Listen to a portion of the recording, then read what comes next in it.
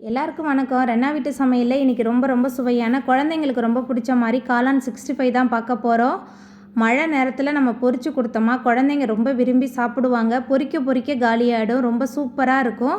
மசாலா உதிராமல் நல்ல மொறுமொறுப்பாக எளிமையான முறையில் வீட்டில் உள்ள பேசிக் மசாலா வச்சு செஞ்சிடலாம். அந்த சுவையான காளான் 65 நல்ல மொறுமொறுப்பாக எப்படி செய்கிறதுன்னு வாங்க பார்த்துடலாம். காளான் 65 பண்ணுறதுக்கு 3 டேபிள் ஸ்பூன் அளவுக்கு இஞ்சி பூண்டு விழுது சேர்த்துடலாம். குழம்பு மிளகாய்த்தூள் 3.5 டேபிள் ஸ்பூன் சேர்க்குறேன். உங்கள் காரத்துக்கு தகுந்த மாதிரி சேர்த்துக்கோங்க. கூடவே அரை ஸ்பூன் மஞ்சத்தூள், காரமான தனி மிளகாய்த்தூள் 2 டேபிள் ஸ்பூன் சேர்க்குறேன்.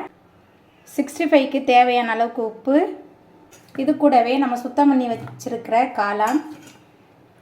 காளான் சேர்த்துட்டு நல்லா கலந்து வச்சிடலாம்.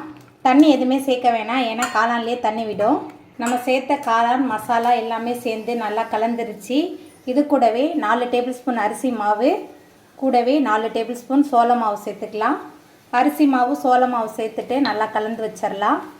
தண்ணிலாம் நான் எதுவுமே சேர்க்கல. நம்ம பிசைஞ்சிக்கிட்டே இருந்தோமாவே காளான்லேருந்து தண்ணி விட ஆரம்பிக்கும். அரிசி மாவு சோள மாவு எல்லாத்தையும் சேர்த்துட்டு நல்லா கலந்தாச்சு. நம்ம சேர்த்து மாவு பொருட்கள் எல்லாமே இந்த காளானில் நல்லா ஒட்டி பிடிச்சிருச்சு. இதை எண்ணெயில் போட்டு நம்ம பொரித்து எடுத்துடலாம். காளான் 65 பொரிக்கிறதுக்கு அடுப்பில் கடாய் வச்சுருக்கேன். அதுக்கப்புறமா பொரிக்கிறதுக்கு தேவையான அளவுக்கு எண்ணெய் சேர்த்துக்கலாம். எண்ணெய் சேர்த்தாச்சு. எண்ணெய் நல்லா சூடாகி வரட்டும். எண்ணெய் சூடாகி வந்துட்டு அதுக்கப்புறமா நம்ம மசாலா தடவி வச்சுருக்கிற மஷ்ரூம் எல்லாத்தையும் அடுப்பை மிதமான தணலில் வச்சு கொஞ்சமாக உள்ளே சேர்த்துக்கலாம். மஷ்ரூம் 65 ரொம்ப சூப்பராக இருக்கும். குழந்தைங்க ரொம்பவே விரும்பி சாப்பிடுவாங்க. அடுப்பை மிதமான தணலில் வச்சு 65 நல்லா வெந்து வந்துருச்சு. நம்ம அடுத்த பக்கம் திருப்பிடலாம். அடுப்பை மிதமான தணலில் வச்சு 2 பக்கமும் திருப்பி போட்டு நல்லா வேக வச்சு எடுத்தாச்சு. நல்ல மொறுமொறுப்பான காளான் 65 சூப்பராக ரெடி ஆகிட்டு இப்போ நம்ம இதை எடுத்துடலாம். அவ்வளோதாங்க, ரொம்ப சுவையான மொறுமொறுப்பான காளான் 65 மசாலா உதிராமல் சூப்பராக ரெடி ஆகிட்டு.